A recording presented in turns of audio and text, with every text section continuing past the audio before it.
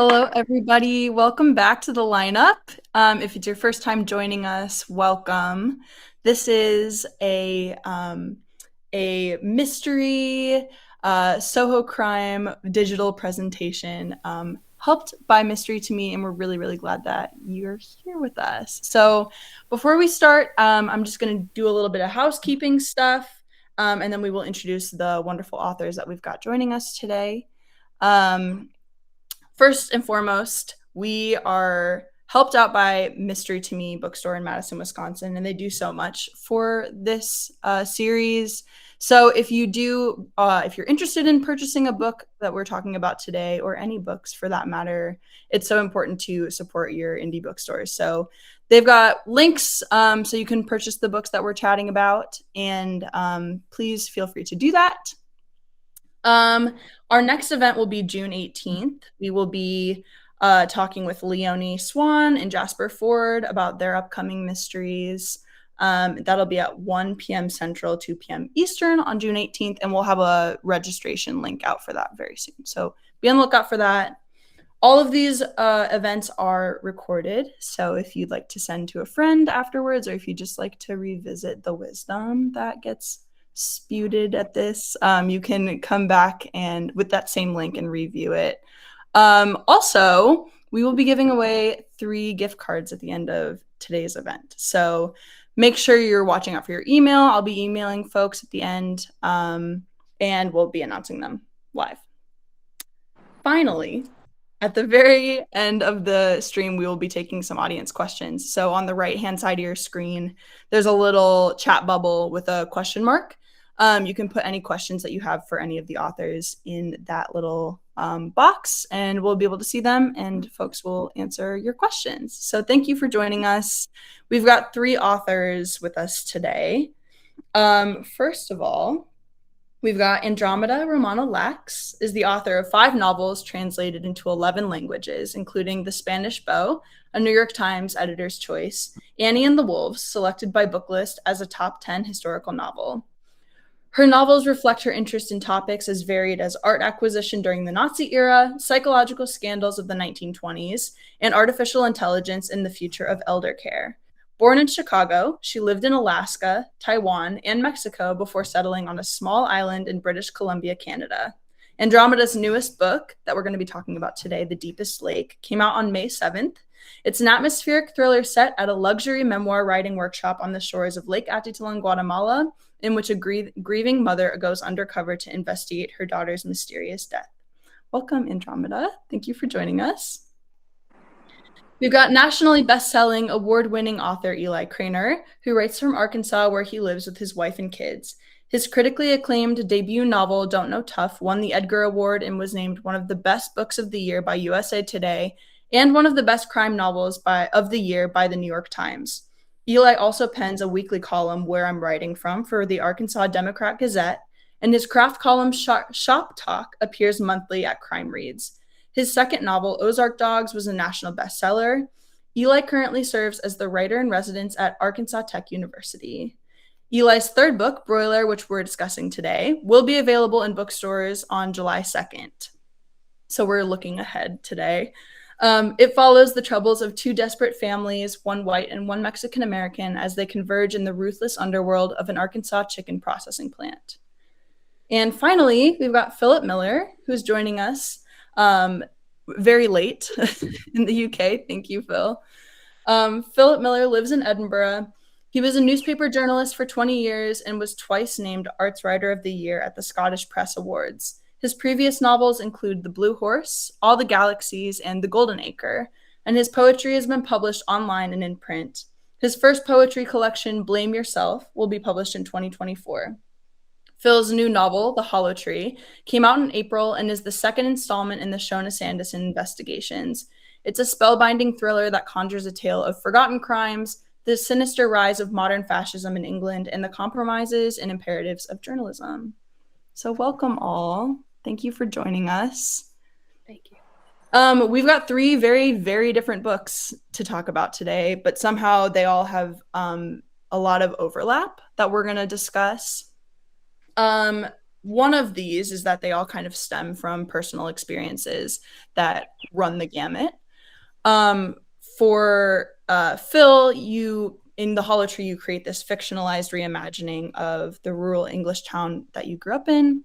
Eli, in Broiler, you draw from experiences as an educator in Arkansas. And Andromeda, you talk about some of the experiences, both writing and teaching at writers' workshops kind of across the globe for the Deepest Lake. So, would you each tell us about kind of how these books came about and also what it's like to fictionalize some very deeply personal experiences, but also turn them into thrillers? And whoever wants to go first, just go on.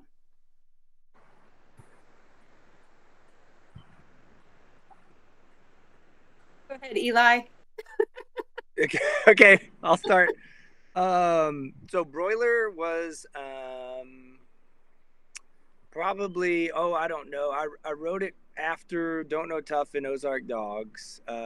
But all of these books, all three of these books, is strange because they were all written back in like 2016, 2017, 2018, like all three. And so where the book came is back in that time, I was teaching English at what was called an ALE high school, or an ALE part of our high school, which is like, if you ask the kids what they would have told you, it's where the bad kids go, but it's not really true. They were there for all sorts of reasons. They wouldn't.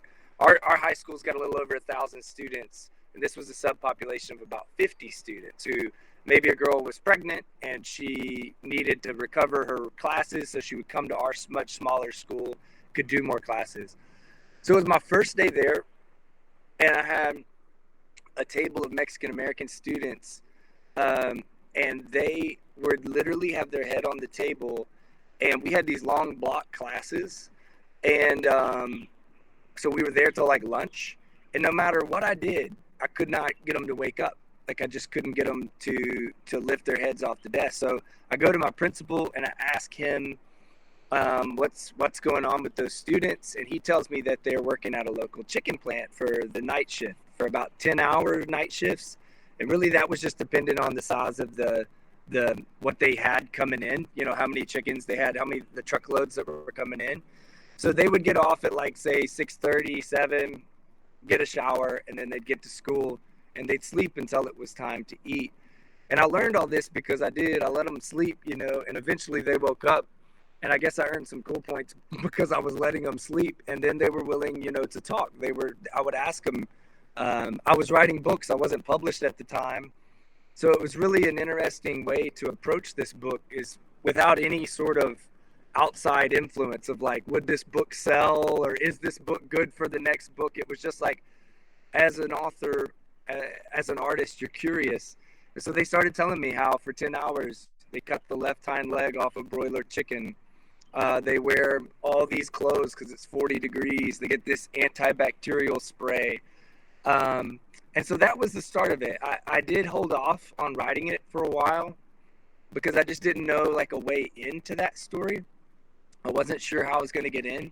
And then the other half of this story centers around a mom, a husband and wife with a 6-month-old. And that's when I ended up writing the book, was when our son was 6 months old. So I was right there, you know, in those sleepless nights when the terrors of all of that new parenthood stuff is fresh. And prior to that, we had, my wife had endured 2 miscarriages leading to our son's birth. And I don't know, it was something about that tragedy of enduring those 2 back to back. Something about a chicken plant, which is a strange way to make a metaphor or make a connection. But it was all of that stuff tied together that ended up leading to Broiler. Well, I can relate to several things in Eli's story. For me, one of them is that I didn't originally have this idea of setting a thriller at a writing retreat. It was just that I sort of have multiple origin stories for The Deepest Lake. I had attended and taught at workshops for many years. I had observed all kinds of problematic behaviors and seen the effect that could have on people. And then in addition to that, I had a trip to Guatemala that specifically influenced how I saw like Atitlan and convinced me that'd be a good setting for a thriller. But just like Eli was saying, I didn't go there thinking I'm going to put this into a novel. In fact, I probably was more likely to imagine writing someday maybe just a creative nonfiction essay about how vulnerable writers are, about how there are some workshop leaders who are not sensitive to that or even take advantage of that. So it wasn't going into those environments thinking I'm going to write fiction about it. And then strangely enough, Eli, you're just talking about your kids. There's another side to my Deepest Lake story, which is that it's a mother-daughter story. It's a story of a mother trying to understand the disappearance and death of her daughter, who is believed to have drowned in this lake. Well, honestly, I'm a mother, and my daughter was exactly the same age as my young woman protagonist, Jules, in the novel. And so for me, that personal part of the story, the mother-daughter part of the story, if anything, that was, I wouldn't say the easiest to write, but the most emotionally satisfying to write.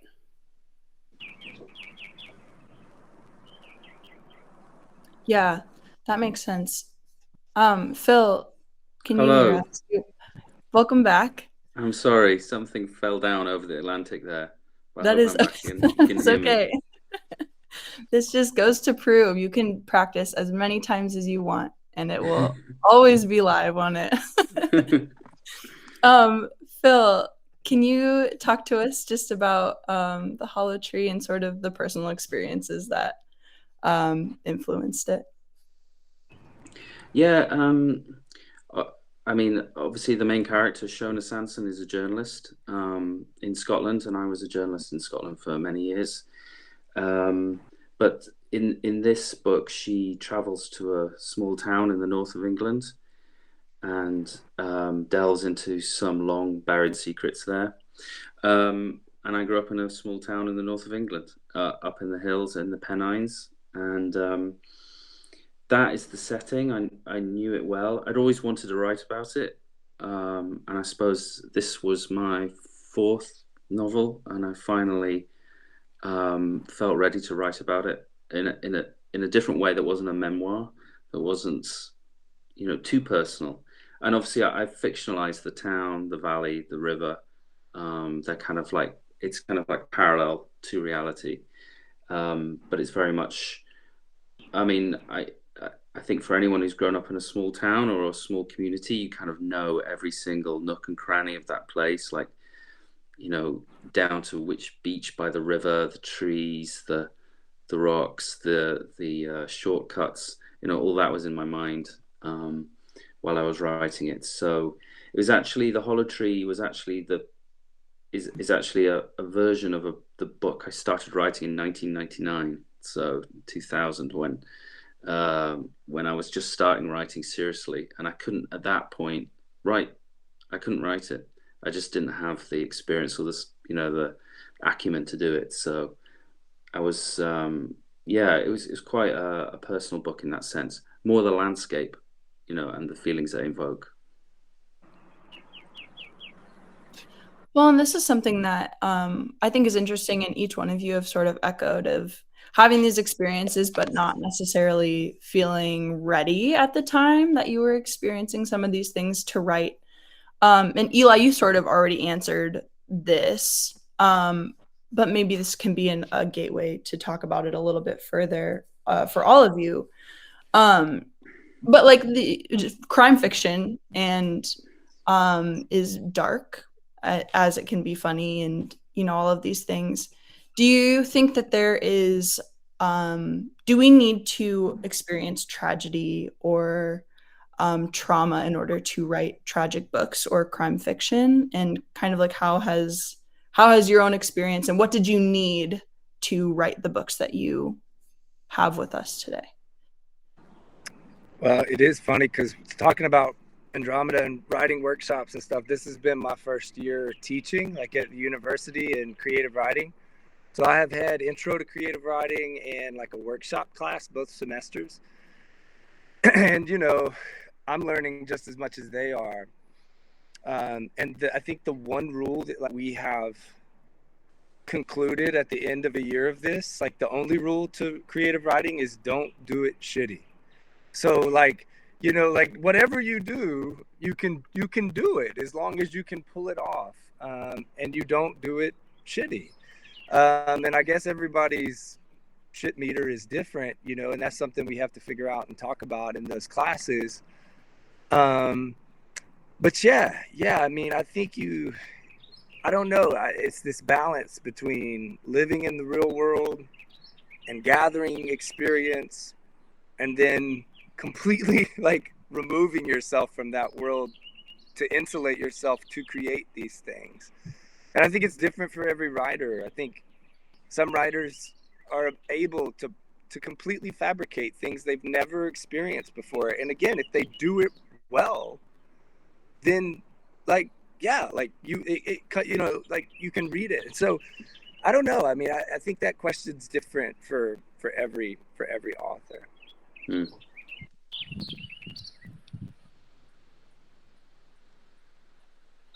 I think I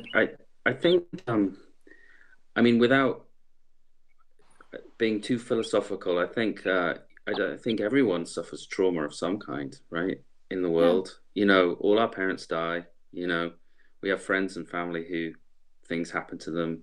There was a poet who said every poem is the writer saying, "I'm going to die. Please love me." And you know, I think about, you know, I think it's just how you express it. People, or some people, never express the trauma that they feel or they sense in the world or they experience themselves. We just happen to do it, or lucky enough to do it through writing. And so, as far as imagining other people's feelings and trauma, I think that comes from, hopefully, a sense of empathy that you may have through writing or through reading, maybe, or through listening to other people. But I agree with Eli. You know, some writers can, you know, write about, I don't know, something they've never seen or been, just through research and just using their imaginative capabilities, you know.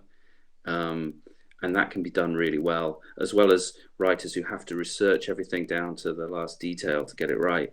And I don't think there's a right way, apart from getting it right, which is the hard part.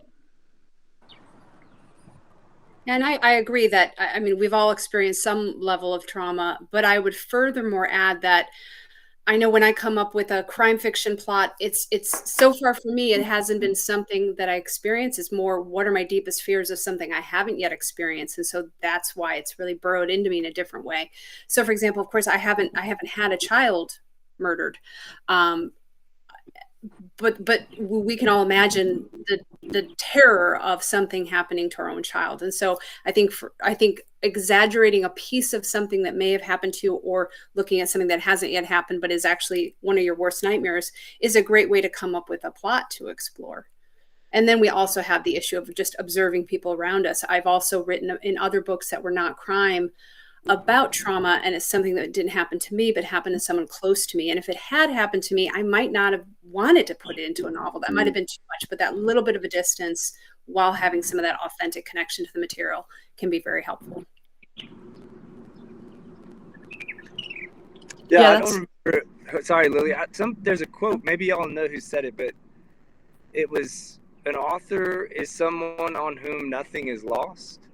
I can't remember who said that, you know, but that's all of our jobs. Harry Crews, a Southern writer, you know, he had this great thing that he said, like, a writer's job is to look at the things nobody else wants to look at.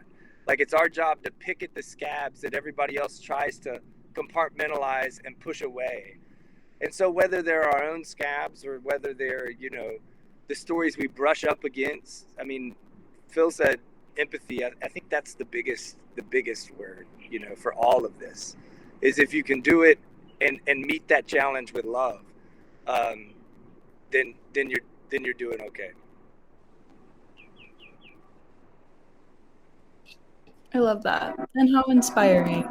You know, you don't need to go through the things that you write about necessarily, which makes sense, but it's nice to hear. We kind of dove right into the deep end. We'll pull it back a little bit. Oh my God. There's a train. Is it coming through? Yeah, I can hear a train. It's Sorry. you guys. We'll make bingo it'll be sheets done for in the this- next one. Yeah. Dogs, trains. We're gonna take it back to a little bit of a lighter place. And Phil, I want to ask kind of about the setting of your book. In one of the questionnaires you wrote for us when we were taking on the Hollow Tree, you kind of mentioned about how you wanted to take some of your experiences growing up in rural England before the information age, and kind of like bring this like into the Hollow Tree. So can you talk about like what components of this experience you wanted to bring into the novel and how that helps with the setting?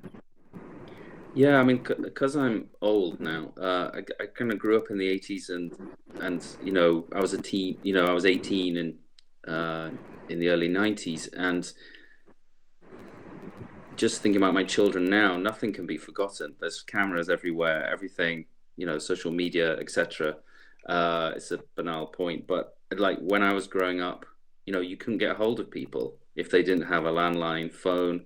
Everything, not everyone had a camera, and so I was wanting to write about time and memory. I'm getting heavy again now, and loss and things that have been forgotten. And really, it's very hard to do that now. But I was thinking about something that maybe happened 30 or 40 years ago that were easily lost. So before we had camera phones, before the internet, before we could email each other, it was easy for things to get lost, and also easy for people to get lost, for people to go missing, even like school friends who just disappeared, and you found out years later that they'd left to join the army or something. It was really hard to get hold of things. So that's really why the crime at the core of the Hollow Tree happened in 1992. And so Shona Sanderson is trying to find out what happened back then, because all she has is the memories of the people involved. And if that is all we have, then they can lie and they can forget things, or they misremember things. So it's very hard to get the truth of what actually happened. And maybe you never find out what really happened. So that was kind of like the knot at the center of it all. And also, I didn't have a camera when I was young. I have one set of photos from my school, like that was literally taken on the last day of my school day, and I've still got them, but they were just with a disposable camera, if you remember those. So they're terrible pictures, but that's it. That's all I have from school. So it's kind of strange. And now I document my children and my cat's lives like 1,000 pictures a week. It's a very different way of life. Very different way of life. I'm going to jump in there and say that's why it can be fun to set something in a foreign country, especially in a place with really bad Wi-Fi. Because then you get around that just a little bit. This is why people couldn't be in touch. You don't know where they went. You don't know what the last message was. So that's a solution for me in one book. But now I'm on the next book, and once again, everybody has cell phones, and the phones are such a problem. How can we make the phones disappear within the novel so we don't have to deal with that? Yeah, there's another benefit of setting something in the moors, in the hills, the mountains of northern England. Like no one can get a signal. Yeah. That's so interesting, like such an ever-present force. It's such a creative way to work around that. I love that. And it adds so much, I think, to the Hollow Tree specifically. But also Andromeda to the Deepest Lake. And I wanted to ask you about Guatemala. And you already said that when you were visiting Guatemala I think the year before you wrote the novel, correct? Yes. And you didn't know at the time that you would write about it. But can you tell us about how your travel experience was similar to what you put in the book? And like, how did you choose what aspects to incorporate? Oh, sure. And even right before I went to Guatemala, there was a pretty frightening crime that happened to a female traveler exactly where I was going on that trip. So that was kind of hanging over my trip as well. And I attended a workshop where we were constantly told, don't walk the road by yourself, don't be alone. We were kind of told, as my characters are told, both things. This is wonderful, you're safe, everything's great, because that's what people want tourists to believe, and at the same time, oh, it's so dangerous, don't do all these things. So even before I fully got there, there was that sense of both danger and uncertainty. What happens to people? Because this one young woman had disappeared for a little while. It can be very helpful to be traveling and set something while you're traveling, because I feel like when we set things where we actually live, there's so many details. Like it's hard to know what to put in and what to leave out. When, even though I wasn't intending to use it as a setting, I was seeing it more like a potential travel writer. I was keeping notes, not to write anything in a book, but more in a journal. I even did some sketches. That kind of sharpened my eye to some of the details. And hopefully those details come alive and are vivid in the novel. As far as what to leave out, I mean, you've been asking us about using real life experience versus fictionalized experience. I think in memoir, it's when you're writing about just real life, that it's always the question of what to exclude. With fiction, you have to keep inventing new things. But when we're basing things in real places, for example, it's that mix of I have it right at my disposal, the details, but also, you shouldn't put in everything. But it certainly was a fun book to write. I think of all the things I've written, that first drafting stage is the most fun I've ever had and the easiest time I've ever had writing a novel. And for many reasons, partly because it was based on a setting I could see very, very clearly, partly because the emotional aspects, like I talked about, the mother-daughter story, felt very immediate to me. And so that made it an easier book to write. But I always like to say, easy to write, not hard to revise. I went through many, many revisions.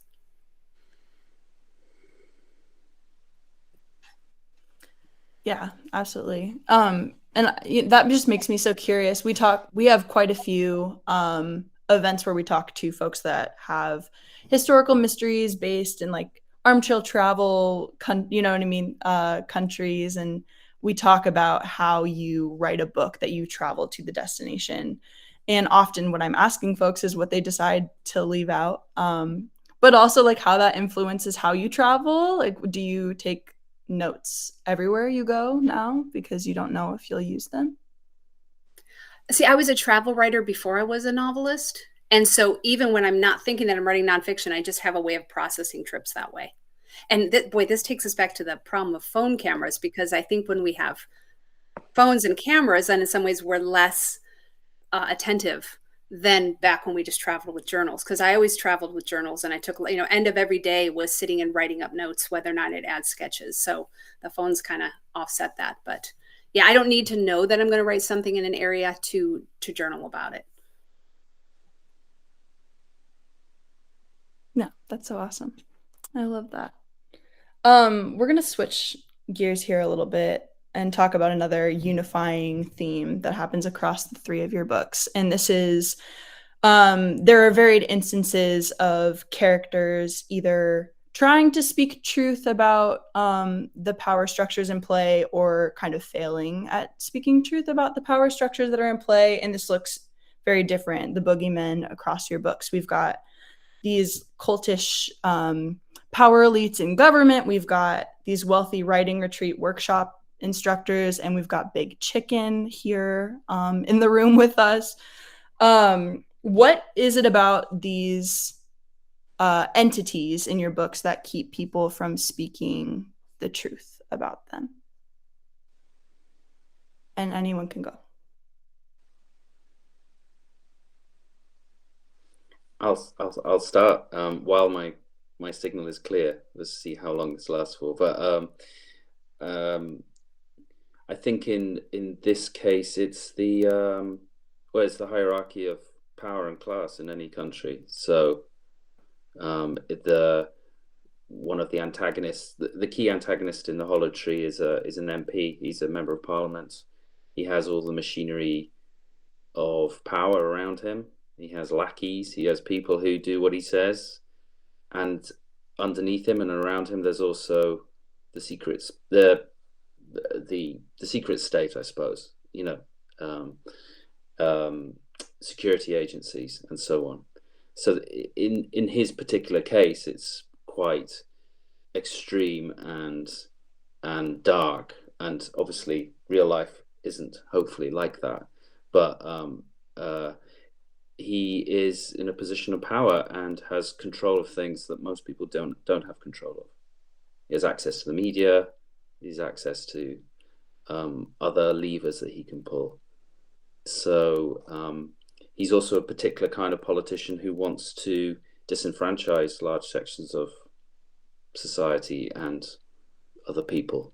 So that makes him particularly dangerous. Well, I want to hear. Oh, go ahead. I was going to say I want to hear about Big Chicken. Go ahead, Eli. Yeah, Big Chicken. Big Chicken. Well, this is the funniest damn thing. So, the University of Arkansas Razorback basketball team, the Razorbacks in general, we don't have a professional sports team in Arkansas. We have one major university, and it's the Razorbacks. And it's all up in Northwest Arkansas, where there's Tyson, Walmart, all the money is right there. And I'll be damned if like a month ago we didn't lose our basketball coach. And the way we got this big high money basketball coach, whose name is John Calipari, and he's from Kentucky, we got him because John Tyson, the CEO of Tyson, paid the man $50 million to come just on the side, not even the massive contract they get to buy. So I'm just talking, this has nothing to do with the question other than it's a horrible time to be taking on Big Chicken in Arkansas because everybody's calling in saying, man, thank you, Mr. Tyson, for, and I will say my book features Detmer foods, not Tyson foods in any shape or form. But I just think in my book, I was trying to think what keeps them from, that was a good question because we outline all these horrible conditions in the plant. And a question that came up in like early readings was like, why don't they just go get a new job? And I hadn't like put that in there. And so I had to really dig around. And the best line that I think sums it up is Gabriella Menchaca, that one of my main 4 characters. She says like, who has time to get a new job? Yeah. Like who has, like with the world, the way the world squeezes these people that are working a job like that. Not only do you not have, the mechanisms to speak out against it, like you don't even have the mechanisms to go through the process of finding a new job. And so, yeah, I think for that world, they're just so disenfranchised. It's just a world that is so far from what so many of us do know, that something like actually taking action against Big Chicken, or that's like beyond even comprehension, like just keeping that job is the thing that they're the most concerned with. So, yeah. I just realized now it's kind of fun to look at. Phil's story is really dealing with political pressure, and then Eli's got the economic pressure, which I know politics and economics go together as well. I would say in my story, it's psychological pressure. So I have a group of women who are going to this retreat for only a week, but why can they not stand up for themselves while they're being manipulated, guided very roughly with a sort of tough love approach from this sort of cultish leader? And that's more the psychological pressure of people bringing their stories and being very vulnerable. And that's why this is specifically a memoir retreat, which has a very different dynamic than, say, a fiction workshop or a screenwriting workshop. There's politics and things that happen in all those settings, but with memoir, people are bringing their real life experiences, some of which are on the page, some of which are not even on the page yet, but some of the hardest things that have happened to them. And that puts them in an extremely vulnerable place, where someone could easily take advantage of that. So I think it's kind of neat how in our different books, there's different reasons why people would have a hard time standing up for themselves. Yeah, and that's so smart about the different types of pressure too. Like they all function very differently. That's a really good point, Andromeda, that I totally thought of before this and was just waiting for you to point out. So thanks for doing that. You're a good teacher. You're a good teacher then. You pulled it out of me.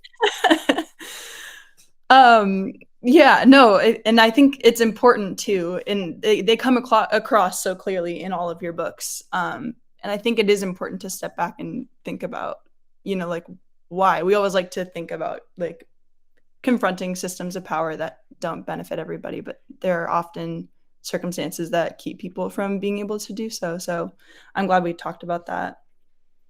Eli, I wanted to ask you, and this is a like a line of questioning you've for sure gotten for your other books too. In fiction, we're having this very real emphasis on like authentically voiced fiction written based on lived experience. And in Broiler specifically, you tell the story of undocumented workers and even just like, female characters and these points of view that you haven't necessarily inhabited. Why did you choose specifically for Broiler to bring these stories to life? Yeah, that's a good question. And I think it starts with one thing I've always set out to try and do is write like Arkansas stories, like of this place where I am. And this is an aside, but I just got the sweetest little packaged letter that went to the newspaper I write for, that then came to me, this handwritten letter, and I'm just opening it thinking it's going to be the sweetest little thing. And it's from a 95-year-old woman telling me to quit dragging Arkansas through the mud, quit making Arkansas look so bad, you know, and so gritty and dirty. I mean, it was a scathing letter, which is in a way that I think leads to my answer to this question, which is, in Arkansas, there are these different things that I see that I brush up against, like those students that I had that led me thinking, okay, what does it look like? You know, what's happening? And okay, like Tyson is a huge thing worldwide that is based right here in my home state. And so then I'm thinking, okay, that's definitely got meat on the bone to write a book about it. Now, what is the most authentic way to write that story? And so here's where the question becomes, it kind of goes back to my creative writing class, like don't do it shitty. Barry Hannah, a really great Mississippi writer who is passed now, he had this great thing where he said, like, I'll read anything, I'll say anything, and I'll write anything as long as it's true.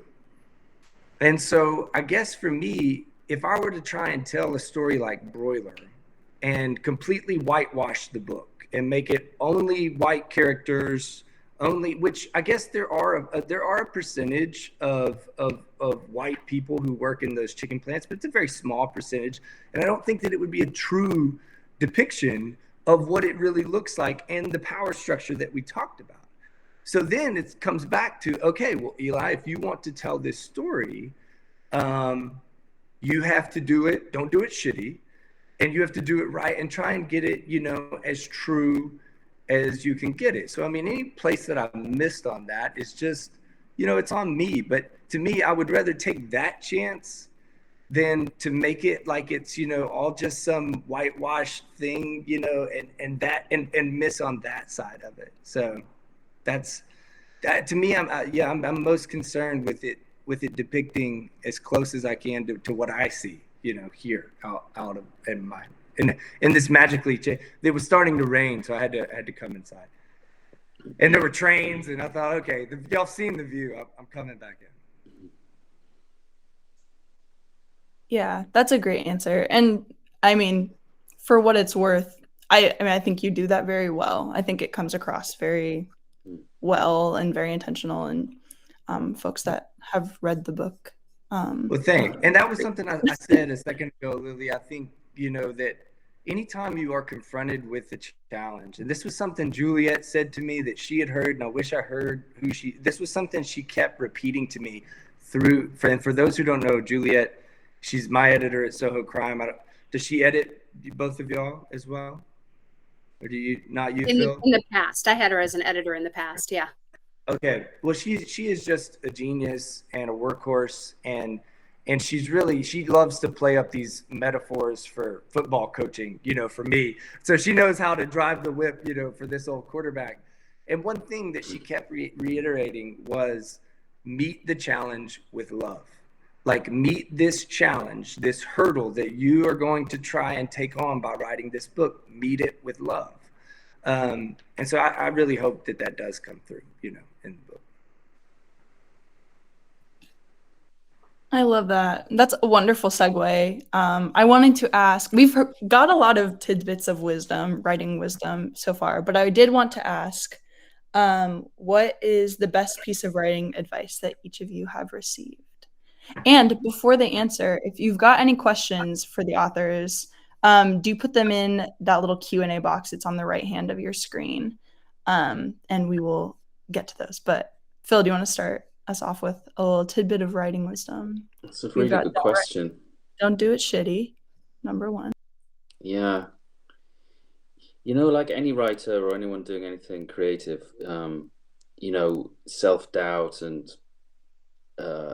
you know, doubts about your own ability to even do it. But I remember there's a Scottish writer called A.L. Kennedy, and I was covering her event when I was a journalist, and someone asked her this question about how do you carry on when you don't think you carry on. She says, well, write is write.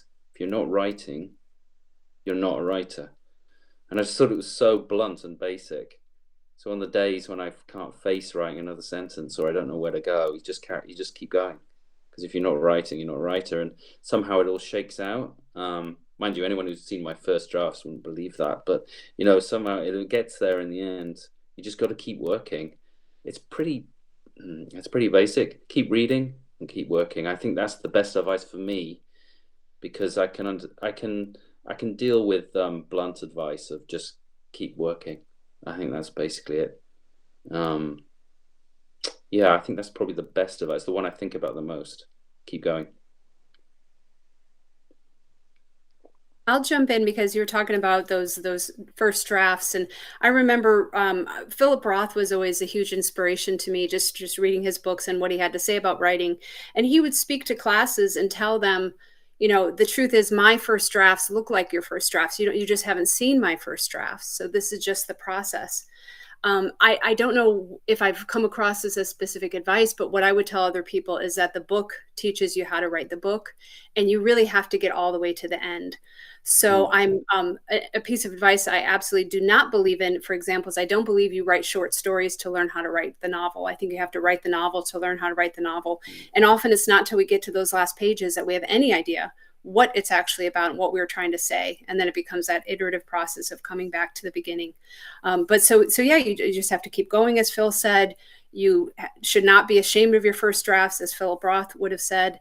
And in my mind, and another one from Stephen King would be that don't even worry about it till you've written 1,000,000 words, you know, because it takes that long. Yeah, so mine is from a new member to the Soho Crime family, and it's Bill Boyle, who is going to be showing up soon. But he's a good buddy of mine. He's originally from Brooklyn, and he lives in Mississippi now. And he's actually the whole reason that I ever even found, he put me on the Peter Lovesey contest, and I had no idea it was going. But he told me a long time ago, he had 3 rules. And I can't remember who all he got them from. I think his first one is just from him. And it's be a fan first. So I think it goes to like what Philip's saying is something that I try to just beat into the head of my creative writing students, which is like read.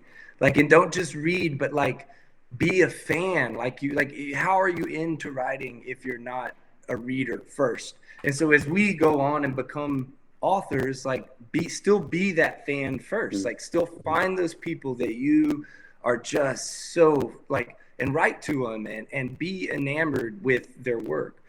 His second one, and I know who said this was a Megan Avick quote, was make weird choices. And I think that applies on like all sorts of different levels, from the industry side of it, but then also to like the line level side of it. It's something I try to tell my students as well, which is like the weird specificity is like the truest stuff most of the time, you know, when you can really find that weird little detail. So make weird choices. And then the last one, which I think is not necessarily maybe the best advice for the beginning writer, but for someone who's in it and going, and I think this was a Barry Gifford quote, and it was, don't get bitter. So like, as you go along in this, you know, whole thing, there's a million ways to look and to compare and to see, you know, where you're measuring up. And that's not art, you know, I mean, that's not what we're doing here. So don't get bitter. Be a fan first, make weird choices, don't get bitter. I love that. I always love asking our authors their best writing advice because it always kind of seems to be like life advice too. I think a lot of it is just it applies to everything, doesn't it? We have got a question. Eli, Sean is a fan of Shop Talk and wanted to know what has it been like to interview people about their process and their methods, and what has it done for you as a writer? Has anyone told you changed how you approach the work? Yeah, so for those who don't know, Shop Talk is this column I do on crime reads, and boy, have I fallen off in 2024. I think I've done one, but I used to do about one a month. And for a multitude of reasons, that thing became like my secret sauce. And it really started as like the most organic thing. I'm an old football guy, and when you play football or coach football and you see someone doing it, it kind of goes back to being a fan. Then you want to call that person and say, like, how are you running your pass coverage? You know, and then you talk all about pass coverage and you learn how they're doing it. And so that was my whole pitch for Shop Talk. And yeah, I've done 12 of those a year for like 3 years and now into this year. And it changes something every time. Like every single time I do it, I at least take something away and we'll try it. And it doesn't always mean that I will stick with that thing. Like I had so many authors talking about Scrivener, the software Scrivener. And I tried that shit, man, and it just did not, like, I write longhand, you know, like I write my books longhand. And I don't remember what I wasn't trying to write the book in Scrivener, but just like looking at all of those little clicky things, it just wasn't for me. But I do always try and pull, you know, one of those things away. So that's Shop Talk. And I don't know, man, I've just gotten so far away from it here in 2024, but I see two authors that would be cool to dig into here. Yeah. So Eli, I do a Substack newsletter called Present Tense, which it's a collaborative newsletter. And the reason I haven't given it up is because every time I interview someone else or analyze someone else's book, I learn something from it. And so I contrast with the time I put into, say, social media, where it ends up leaving you feeling a little out of sorts. You're comparing to other people. You don't necessarily feel good, versus, say, writing a piece, a column or something like that about another writer, and you're learning and you're excited. And it's just such a great way to be a writer, is to be studying other writers all the time. Yeah, amen. Go ahead, Phil. Sorry, I love reading about how other writers work, and lists, 10 best ways to blah. But ultimately, I also feel there's something mysterious about the whole process that I can never really pin down. It's there's that magical kind of thing where your thoughts become words on a page, and I'm kind of loath to overanalyze it sometimes about how things happen. And I don't know whether you feel that when you've been writing and you lose track of time, you enter kind of fugue state, and suddenly it's dark outside or whatever. And I don't want to mess with that sometimes, because I don't know what forces I'll be messing with. Creative forces I'm talking about here. So yeah, it's an interesting. There's something that is inexpressible about the process of expressing, which is a paradox of always, and then sometimes you just don't have it, which is where the hard work comes in, I guess. Great. I tried to. There's been a few authors who I've reached out to trying to interview them about like their process, and the one that stands out to me the most in the response was Daniel Woodrell of Winter's Bone fame. And he just sent me like this one-line response, and he was like, "I never talk about my process. Like I'll talk about the book, as much, but I never talk." And he didn't say why or what, but like what you're saying, Phil, there. I mean, I think and that's maybe where I'm getting closer to now. Is that there really is a million ways to do it, and every book is different. Every day is different. and you're just trying to tap into that strange wave of the ether that gets you there. Yeah. Well, thank you all so much. This has been really wonderful, and it's so nice to hear. Andromeda and Phil's books are out already, so you can go get them from Mystery to Me, that little green button at the bottom. And Eli's is coming out in July, so you can put a pre-order in for that. I'm going to ask you all what's on the horizon for you, and then we're going to announce the winners, and then we're gonna all go on, and we're gonna let Phil go to bed, and because it's important. So, what is next for you, Andromeda? Do you want to? Yeah, I'm finishing up a draft of my next thriller is called, or suspense novel is what I call it, What Boys Learn. And if Deepest Lake is a mother's worst nightmare, what could happen to your daughter? You know, that someone else does something bad to her. Then I would say a mother's worst nightmare for her son, unfortunately, is being afraid that her son did something bad. So it's about a mother who is a psychological counselor and starts to believe that her son may have been involved in 2 deaths of classmates. So that's the next one.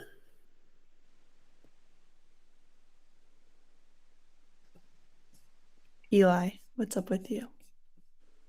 Well, I do have this. This came in the mail the other day. So although it doesn't come out yet, there's the pretty hardback. And yeah, July 2nd for that. And the thing I'm working on next is like the first, I told you I wrote those 3 books like way back. And so this is the first thing that I've written like fresh. I say fresh in a long time, and it's a series. It'll be the start of my first series. And I won't say too much about it other than I'm really excited to see. It's another kind of strange. I'm an Elmore Leonard fanboy. Like I've read every Elmore Leonard novel, all 42, and then read them over and over again. And so it is in that vein, you know, that it's like this kind of dark humor, but crime, but not so. My dad read all 3 of these books and he was like, son, like, why is it so ugly? You know, why is it so hard? Why is it so tough? You know, why is it so... And so this has still got that. I will say the first book takes on big money, like big money, TV deal, college football in the South, like the big SEC, like scandalous, like all that stuff that we see, how those players are played or not, or weren't paid. But it does, so you can't do college football and not have like that strange kind of hilarity that is the pageantry, you know, that makes kind of just a mockery out of everything. So that's what I'm going for next. For me, it's the next. It's Shona Sanderson, but it's set, without giving too much away, it's very post-COVID, very post-Brexit. I don't know if you know about Brexit, but the UK leaving the European Union. And all that means, and it's more of a political, it's like a political thriller, where she really gets caught up in a conspiracy that no one wants her to know about, but as a journalist, you know, she's not a cop, she's just trying to get a story, but it gets pretty dark, I would say. And yeah, I finished the second draft last week, so that's next. And then I have an idea for a book after that, which is set in the past and the present. So we'll see how that goes. Very exciting. 3 books I'm very excited to start reading. Okay, thank you again, all. Thanks for the nice comments here. We are going to announce the winners of the Mystery to Me gift cards. The most exciting part of the night, of course. First, for our $25 gift card, we didn't have a last name, but it's Andrew Spinnables@gmail.com. You won the $25 gift card. Congratulations. I will email you. For second place, the $50 gift card, we have got Ralph Carmosino. Congratulations, Ralph. And then third, we've got the $75 gift card to Mystery to Me, and it's Linda Fritz. So congratulations. Somebody I know. Congratulations, Linda. Well, thank you for joining. I'll email you if you want a gift card. Lauren and I will be in touch. We'll let you know how to redeem those.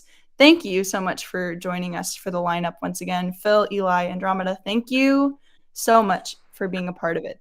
Truly, we would not be able to be here without you. And thank you for your insight. And we're very excited to read your books. And congratulations. Thanks for putting it all together. It was great. Yeah, thank you. And sorry about the IT problem I had earlier. And the train. Sorry about the train. Yeah. We're going to make bingo cards for the next one. And it'll be great. Everybody have a good night. We will see you in June for the next installment. And thank you all. That's great. Thank you. Nice to meet you all. Thank you, Lily.